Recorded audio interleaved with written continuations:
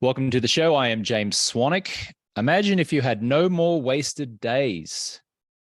No more wasted days. How many days have we wasted because of our drinking?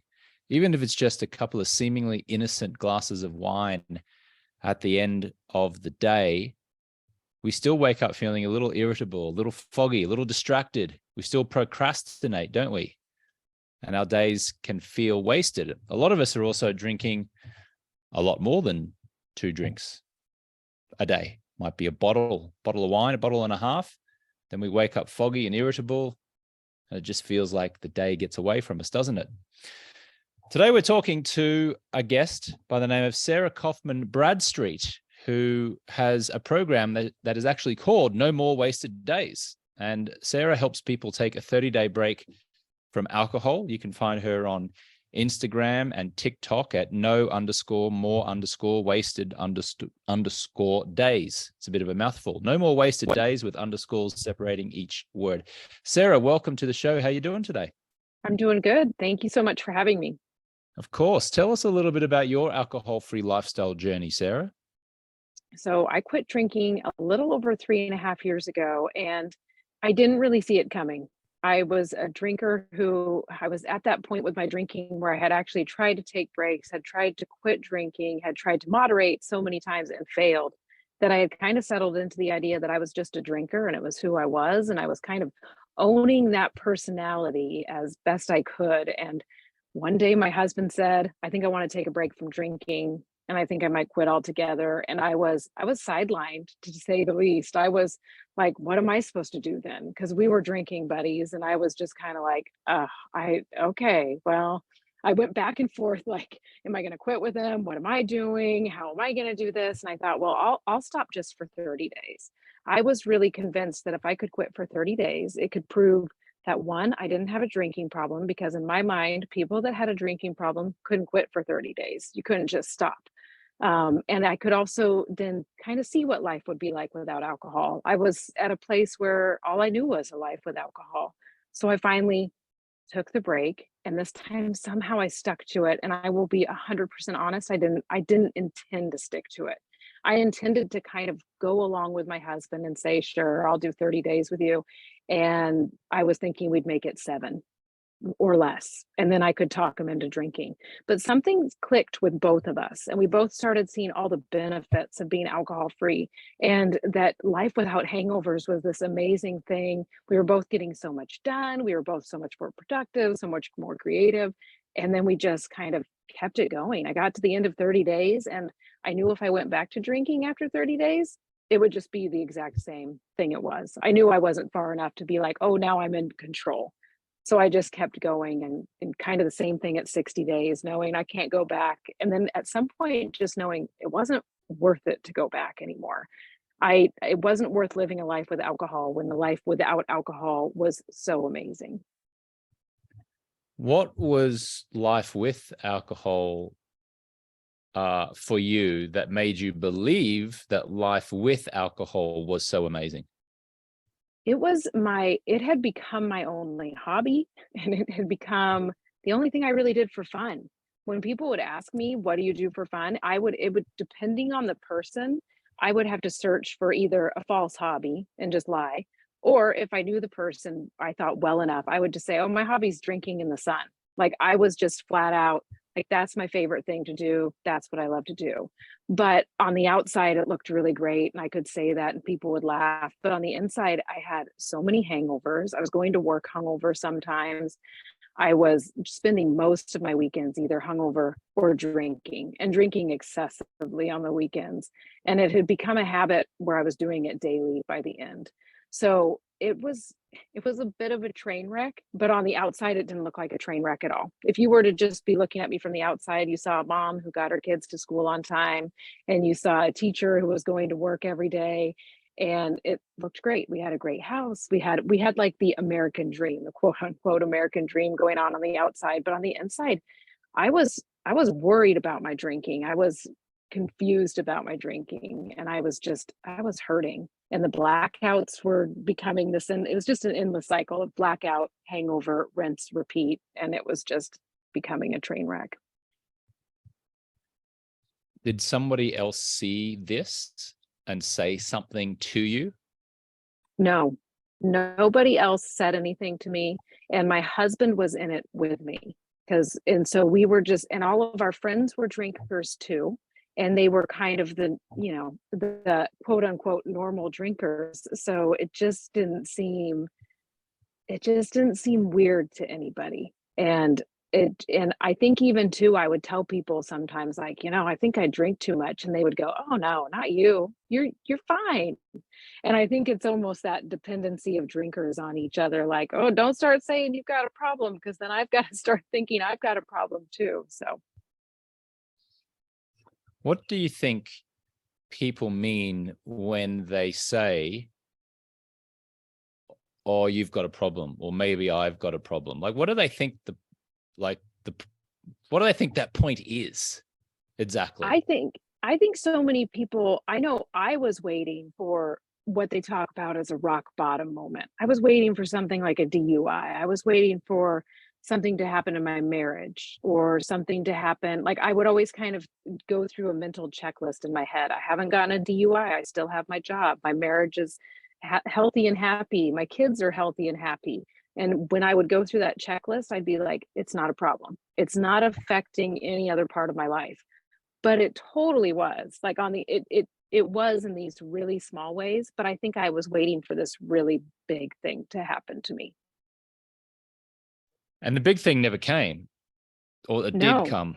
It never came. Yeah, the big thing that you thought was the big thing never came. But in actual fact, the big thing was probably already happening. It was just death by 1,000 cuts, or it was like this maybe mostly invisible drift that was taking place until you identified it as possibly being a big thing after the fact. exactly. I feel like once I was out of it, I was able to go, "Oh my god."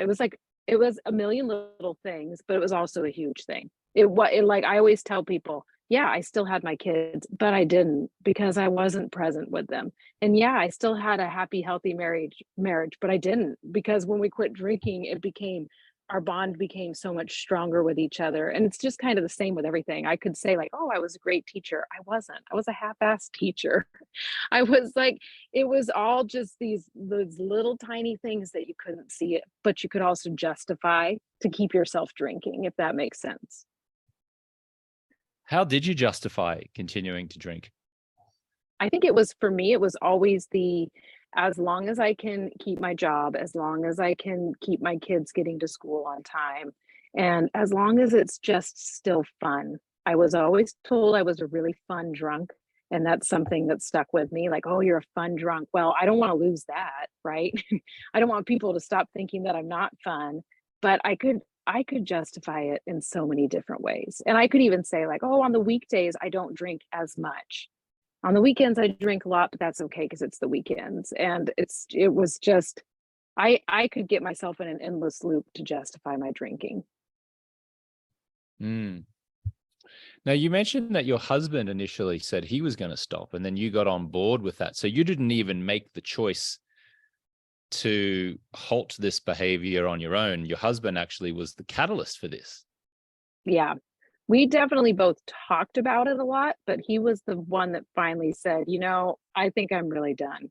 I think I've got to take a break." And we had definitely it was snowballing. And I think he could kind of see it too. Like, it's just becoming more and more and more. And there's no amount of alcohol where we say enough is enough. And I think that he could see that there was something different on the other side. And I really couldn't. And it's so funny, because the times where I would talk about quitting drinking were always when I was drunk. I would be drunk and I would be telling my husband, like, "I think I gotta quit drinking. I'm drinking too much." And then the next day I would be like, "You're totally fine. Why are you even thinking that thought?" And it's just, but I am forever thankful that he actually thought, "Okay, enough is enough. Let's quit, or take a break." And he always said it too, like, "I'm going to. I don't care. Whatever you do is up to you." But it was very much like, well, if he's going to do it, I'm not just going to sit around and drink a bottle of wine every night by myself. And so, what did your friends say in those first 60 days or so, first 90 days, when you But informed them that you were taking a break? At the time, you thought it was a break, right? You didn't realize it was going to go on for coming up a few years or coming up 4 years. So what did they say? I had mixed responses, but most people, because I kept saying, it's just a break. I'm taking a break. I'm seeing what it's like without alcohol. For those people, I think that they could accept it that way. But as friends were starting to see that I just wasn't drinking, there were a few times where people were like, "Really? You're not going to drink?" Where I'd be going on a vacation with friends and I'd say, "Oh yeah, I'm still taking a break." And I remember one trip that I took right around, I knew I was going to hit 75 days on the trip. And so I was like, there's no way I'm drinking on this trip because that number is too big and I've got to get there. And I remember friends going, "Oh, you mean you're not even going to drink on the trip? I figured you were still going to like drink, but just a little bit." I'm like, And I looked at my friends and I said, "No way. Like I'm getting to day 75." And you could tell they were like, "So?" And I was so like, "I am on this path. This is awesome." And I was really quiet about the changes I was feeling. I never wanted to make anybody else feel bad by my feeling so good, I guess. And I also didn't know what I was doing. So I couldn't really answer it 100% for friends because there was this piece of me that kept saying, "Well, I might go back to drinking, but for now I'm not." And I think when I finally said I'm not drinking, it wasn't too much of a shock to friends because they had been watching me slowly change and evolve on the process. But the initial, I would definitely get some pushback, like, "Well, I don't think you really need to take a break. Oh, I think you're doing okay." Mm. It's funny how we humans want to keep latching on to the status quo, isn't it? It's like, and the idea of change is like, oh, well, the idea that stopping drinking means that there's some kind of problem. Yeah. Like it's like the idea is like, if you, oh, Sarah's decided to stop drinking for 75 days. Oh, she must have a problem. As Mhm. opposed to the people who are going to continue drinking for 75 days. Well, and I think too, it definitely makes people stop and reflect on their own drinking, and especially people who, they knew they were drinking just as much as me. And I know that it makes them stop and kind of go, "Oh, well, if she's quitting, maybe I need to do something." And that was part of my like, I didn't want to get into that with anybody early on because I was still like, I don't know where I'm going with this. I just know I feel good, so I'm going to keep it going. And I was very Mhm. much a person who did not want to have a label put on me. I didn't want to be a person with a drinking problem. I didn't want to be an alcoholic. I just wanted to quietly quit drinking and be left alone about it. Mm. What were the benefits and the changes that you experienced during those first few months? Oh my gosh, I feel like they were so many. I feel like the first few months are like the best. And sometimes I'm always like, "Oh, I wish I could get back to that." But I mean, it's still good, obviously. But I was so much more creative. In my work, I was just able to bust out things that I wasn't able to before that were really a big struggle to slog through, writing emails and doing other things. I was finally able to sit down and just do the work. The focus was amazing. My energy levels were so boosted. And I was already a really energetic person. Like, I don't think anybody was looking at me going, "Oh, Sarah doesn't do anything," because that wasn't the truth. But I just felt amazing. And like I started losing belly bloat. I started losing puffiness in my face, which I really didn't see until I started looking at pictures.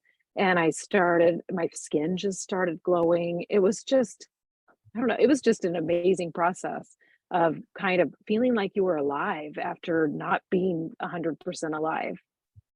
Mm. Feeling alive after not feeling 100% being alive. I was thinking of that Saturday Night Fever song, staying alive, like, um, yeah. I experienced something similar when I stopped drinking. I had clarity and focus and I slept better, which in turn gave me greater energy and reduced my stress and anxiety, which in turn didn't make me want to crave an alcoholic drink. Is that what you experienced? Yeah, totally. And my sleep, that's one thing I forgot to mention is my sleep improved really fast. I talked to some people and they say it takes a while. but I was able to sleep through the night, which was not a normal thing for me. I had become a person who would always wake up at like 2 or 3 a.m.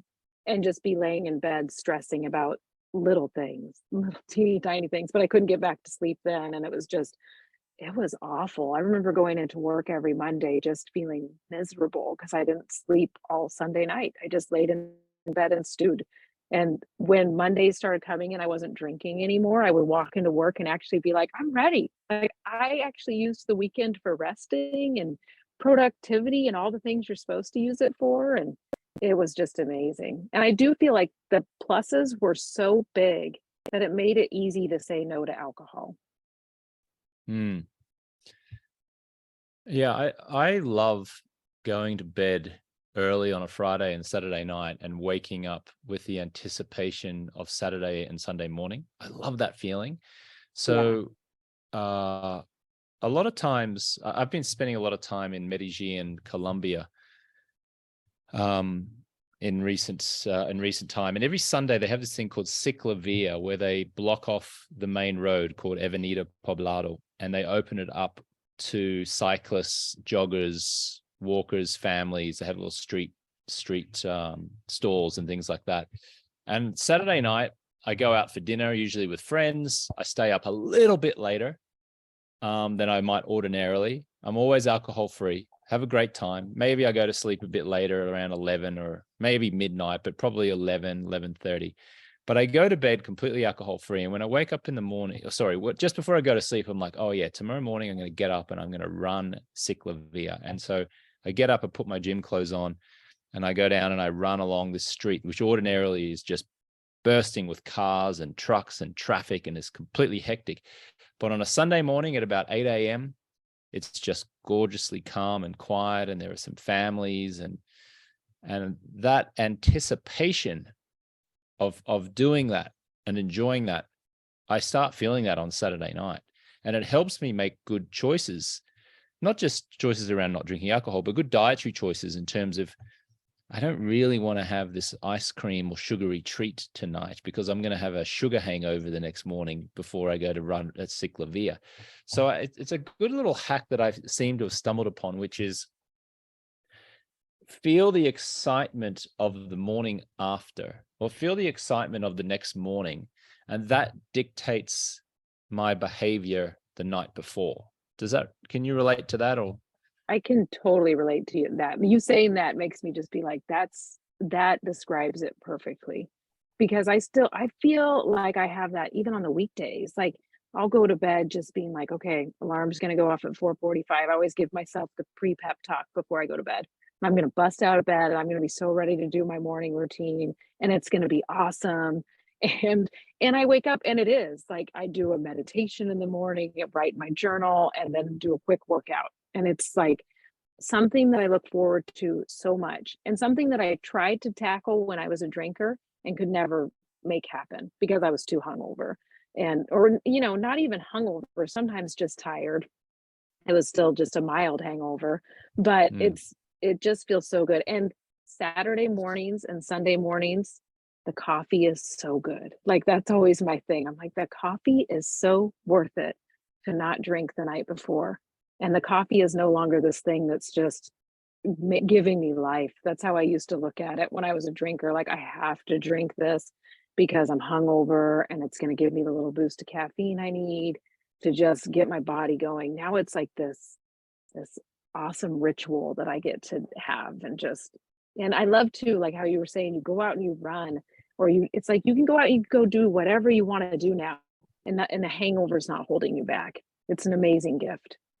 I follow an English soccer team called Tottenham Hotspur, and because I'm in Medellin, Colombia, on an East Coast US time zone, the games that are taking place over in the UK tend to happen mostly at about 10 a.m. Eastern time, 10 a.m. Medellin time, mostly, or they can sometimes be 11 a.m. or sometimes, if it's a night game, 3 p.m. But most of the games start Medellin time around 10 a.m. or 11 a.m. And the anticipation of watching my team on the TV or on my Peacock TV app on my phone at 10 a.m. or 11 a.m., usually on a Saturday or Sunday, depending on what game they're playing, also gives me this amazing feeling the night before. It's like, oh, this is what I'm going to do. I'm going to go to sleep. I'm going to wake up. I'm going to go and exercise. I'm going to go run or go to the gym. And then I'm going to time my run. What time does the game start? The game starts at 10. Okay. So that means I'm going to leave for the gym at 7:30. I'm going to do the workout from 8 to 9. I'll be back by 9:20, shower, change and clothes. I'll have breakfast 9:30, and then bang, game starts at 10. Perfect. And then I'll watch the game. And as long as my team's winning, it's a perfect morning. And if my team loses, well, it's an almost perfect morning. But that anticipation.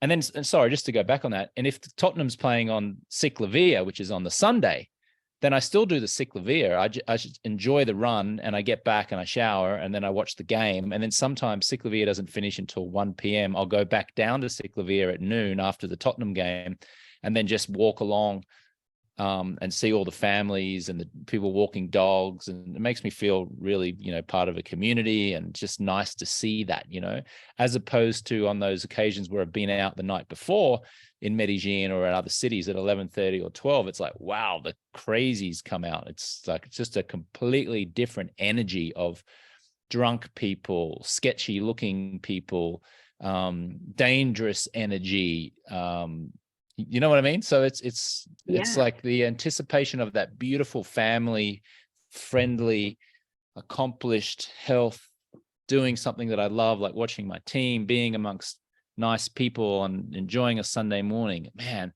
and drinking a cup of coffee. Wow, that's gorgeous. Yeah. And it's just like, there was something I was going to say to piggyback off of that. And I totally, the idea slipped, because I was like, oh my gosh, it's just such an amazing weekend. Oh, I was going to say, it's you get so much done. You get so much accomplished that you couldn't accomplish. And a lot of it too is like amazing things. Cause I have people ask, like, so you just kind of spend the weekends doing chores, you're just productive? And I was like, well, I'm productive, but I also relax. Like how you're saying, you also watch your game. You also do something you truly enjoy. Sometimes I just sit and I watch three Netflix episodes, and I don't feel bad about it, because I already woke up and worked out and did so much stuff, have laundry going on the side. Like, it's just kind of amazing. Whereas the weekends before were just survival mode, or just starting to drink again to take away the hangover. What Netflix episodes are you watching, Sarah? Come on, let's do a TV series review. Tell me. What do you got? I'm more on Hulu right now, and we're wrapping up The Patient with Stephen Crow, and it's really good. We're almost done with that one. And then we just watched The Bear on Hulu as well, and that one's really good. They're both 30-minute episodes, which I really like, because you can watch them while you eat lunch. It's like a nice little lunch timer. Yeah, very nice. So as you moved along on this alcohol-free lifestyle journey, at some point you decided to make a little business out of this, or to start posting some posts on social media, on TikTok or Instagram. Tell me at what point did you make this shift and go, actually, this is a long-term lifestyle thing for me now. This is not a short-term, I'm going to stop at 75 days or 100 days. This is a long-term thing. And now I'm actually going to share what I've learned with others. So actually I made a Facebook post way back in the day on after I hit 75 days. I got home from that vacation, and I was finally like, I'm going to share some of this. And it was because too, I had seen so many friends on that trip that I hadn't seen in a while. And they kept saying, you look different. You look really good. What are you doing? And I finally said, well, I haven't been drinking. And I was finally making the clue, like, okay, people are noticing from the outside now. They can tell the shift. So I finally put it out on Facebook and just said, I did one of those annoying posts. I did a thing. I haven't been drinking for the past however many months. And I kind of celebrated my 75 days on Facebook. And I was so afraid to post it, because I was afraid of the judgment of people are going to wonder why she quit. But I just framed it in this really positive way. And I received so much amazing feedback, and people just saying, that's so awesome. Or even some people saying, how'd you do it? What'd you do? And then I just kind of kept posting the milestones on Facebook. I hit 100 days, I hit 150. And I would say the mental shift for me happened somewhere between 100 days and 150, that I wasn't drinking anymore. I was done. I don't need alcohol anymore. I'm going to say never at this point. And I just kept it going. And then I think it must have been about 6 months into my journey, I asked friends, hey, if I put together a Sober October group on Facebook, does anybody want to do it with me? And I had probably like 30 people join, and it was to just friends and family, and it was amazing. And I have people that still did that original Sober October group that say, "I still haven't drank since we did that group together. So thank you so much. You like changed my outlook on this." And slowly I kept doing these groups, and I started seeing this is something people can use. This can propel people into an alcohol-free life if that's what they're looking for. And then I slowly recorded my videos and put together an alcohol-free course for people, and I actually just revamped all of it because it's been a while, so I actually just re-recorded all of the videos and put together a workbook with it that goes with the 30-day alcohol-free challenge. So it was a slow evolution of me slowly coming out onto Facebook as a non-drinker and then deciding, you know what, enough people are benefiting from hearing my story that I'll keep sharing it. Amazing. And what was there any demographic of person who was watching and digesting your content that surprisingly reached out to you and spoke about what they were drinking and their desire to want to stop? Like, was there any demographic that surprised you? I won't say that surprised me, but it was definitely moms right around my age, so in their late 30s, early 40s, kind of saying the same thing. Like, I'm stuck in a rut. I'm feeling really frustrated. This has become too much of a habit. That was the thing that I kept hearing from people. And definitely people saying, I love your posts because they're really positive. They focus on all of the benefits of quitting drinking instead of this scare tactic, instead of this drinking is going to ruin your life. If you keep drinking, this will happen. And instead, I was really focused on the because I'm not drinking, this is happening. Because I'm not drinking, this is happening. So I think mainly in the beginning, it was women my age, but now I'm always surprised. I have quite a bit of men that join me too. Because I know in the beginning, I was like, oh, I'm just going to help moms, busy moms. And now I have men reach out and go, do you work with men too? And I'm like, yeah, it's probably about half of my half of my members and half of my clients are men. So Do you think that alcohol's reputation is taking a beating in recent years? yes, I definitely, and I always wonder too if it's because I'm on the other side now, where it's kind of almost that feeling of what cigarettes went through when people were finally like, these are really bad for you. We've got to stop smoking them all the time. We've got to put warnings on them. And I kind of wonder if that's happening now, or if it's more just that I'm on the other side. So I see that positivity more because we're about to have the Super Bowl here in America. And everybody, if one person and one of my clients they said there's going to be more alcohol ads than ever this year. And I was just like, man, that's kind of crazy because I do feel like so many people are starting to talk about the negative effects of alcohol and the truth about alcohol. Yeah. By the time this episode comes out, the Super Bowl would have happened. My understanding is that there is a Heineken Zero ad going to make a run. Oh, that's awesome. Yeah. That'll be exciting. That's what I've heard. But you, the listener, as you're listening to this, you probably already know whether it happened or whether it didn't happen. But we're recording it just a couple of days before the actual game. So, yeah, I think it's going to happen. So I think so too. that I'm could like, be a that's what big I keep cultural shift. hoping. Yeah. To have that shift and have it not be this. And more bars are starting to have non-alcoholic drinks. And I mean, and not just you order your cranberry juice and club soda. Now, actually, Heineken 0.0 is becoming such a staple. Sometimes it's the only option, but I'll take that over nothing. Yeah.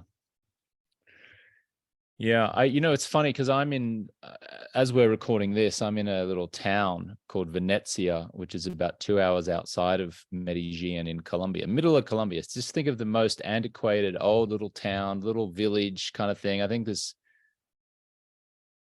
it 13,000 people live in the surrounding areas. It's nothing. It's not even half of a football stadium that live in this town and surrounding areas, right? There's a store that sells Heineken Zero. Wow, that's amazing. Pretty amazing. It is pretty amazing, I think. I mean, it's kind of like they've got a local brand here called Aguila. Aguila, and you can get Aguila 0.0s as well. And Heineken Zeros and Aguilas, they sell them in some places in Medellin, in the city. But I was really shocked to see them sell Heineken Zero in a tiny little tienda, which is like a supermarket. Or not even a supermarket, a market, like a tiny little market. They were selling them. They had 3 cans of this Heineken Zero. I'm like, man, what the hell is 0% alcohol doing in a tiny little village in the middle of Colombia? So, it's happening. Like there's this cultural shift that is happening slowly but surely. And I had a video that went viral on social media recently. I think it's up to, as we're recording this now, the video has 5 million views on TikTok and 2 million views on Instagram. So it's 7 million views between those 2 channels alone. And the video starts with alcohol's reputation is crumbling. And then the video goes on to say that more and more people are turning their back on alcohol. And here's why: millennials have never drunk less. And we're going to look back in 20 years at alcohol with the same level of disdain that we currently look upon cigarettes. And it seems to have struck a chord. I mean, I can't get into the minds of 7 million people who saw it, but my hypothesis is that the idea that alcohol's reputation is taking a beating is starting to gather speed. And there seems to be a cultural shift where people are now choosing alcohol-free alternatives, and that alcohol isn't now considered the cool, trendy, desirable thing that it has been for decades. Do you share that sentiment? I definitely do. Like I really think it's going to become, for like my kids, it's going to become, their parents' drug. It's going to be like, I can't believe my parents drank alcohol so regularly. And my kids won't personally think that because I quit early enough, but I definitely think it's becoming more of the which generation? Gen X. It's the Gen X's thing. It's no longer the millennials thing, and it's definitely not the Gen Z thing. It's just, it really is becoming looked at in a whole different way. And I think it's really cool. And there's so many amazing non-alcoholic brands coming out that are started by younger people, that are started by 20 somethings. And when they share their story of, I was tired of hanging out with people who were just getting wasted, but I also wanted to hang out with people and not feel like an outcast. So I created this non-alcoholic wine or this non-alcoholic Prosecco. It's a really cool shift. And I live in a really small town, and we actually have a huge selection of non-alcoholic beer, because we were looking at it today, and I was kind of shocked. It was like actually three shelves in this little cooler of non-alcoholic beer. And I'm like, that's wild, because we're in a town of like 100. Yeah, amazing. Do you drink at the alcohol-free alternatives? I don't very often. I do, but I mostly, we drink a lot of kombucha and a lot of just tonic water with lime. And then just the really boring LaCroix and fizzy waters. But yeah, the non-alcoholic beers I didn't drink them early on because they were kind of triggering to me when I had one. And that was really early on in my journey. And then I had them later, and I only want like half of one. It's kind of like I drink them now and go, yeah, that's not that good, which is crazy because I was totally a beer drinker. Yeah. I remember a year ago, I had my first alcohol-free beer. I decided to taste it. And when I was sitting down about to drink it, I thought, I maybe checked 4 or 5 times. This is alcohol-free, right? Alcohol-free. Yeah. And then in my mind, I'm like, well, hang on. Is having an alcohol-free beer actually having a beer? Or am I like, is this me breaking my record by having an alcohol-free drink here?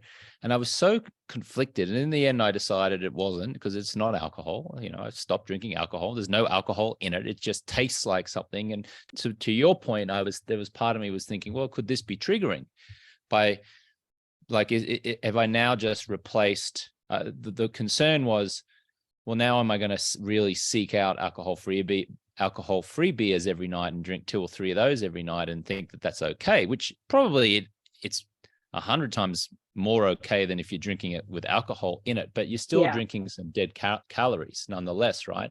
And maybe then you get so used to drinking alcohol-free beers that it's easy for you then to suddenly go, oh, I'll just have an alcoholic beer.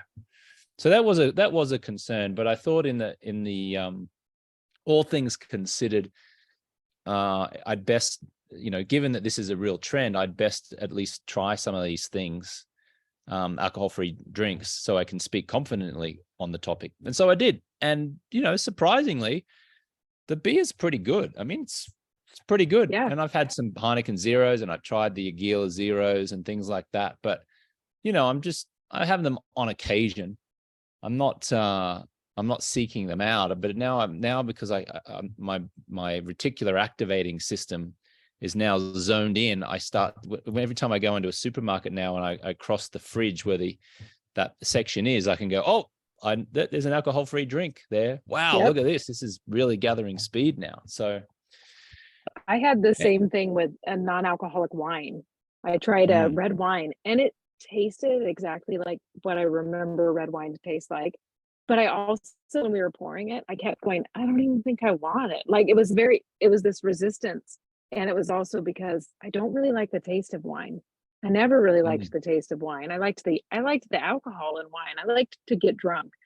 And so I was like, was I a wine drinker? Yes, 100%. It felt like it was classy, so it was okay, even though I drank the cheapest wine I could find.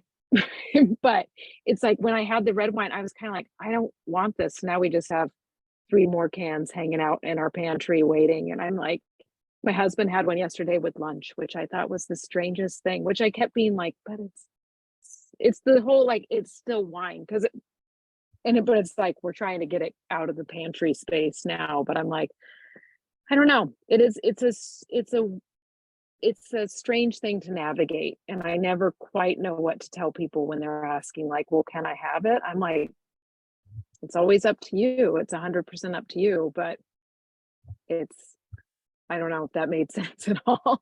Well, when people ask me when they're stopping drinking, I say, look, strictly speaking, you're not drinking alcohol, but for the time that you're going through this mind rewiring process to stop drinking, I just invite you not to drink even the alcohol-free versions. Let's just get used to being without it. And then, if you feel like you've conquered alcohol, then it's okay to probably have a few of these alcohol-free drinks on occasion. But like, you don't want to be just so dependent on something. You'd rather Something, exactly.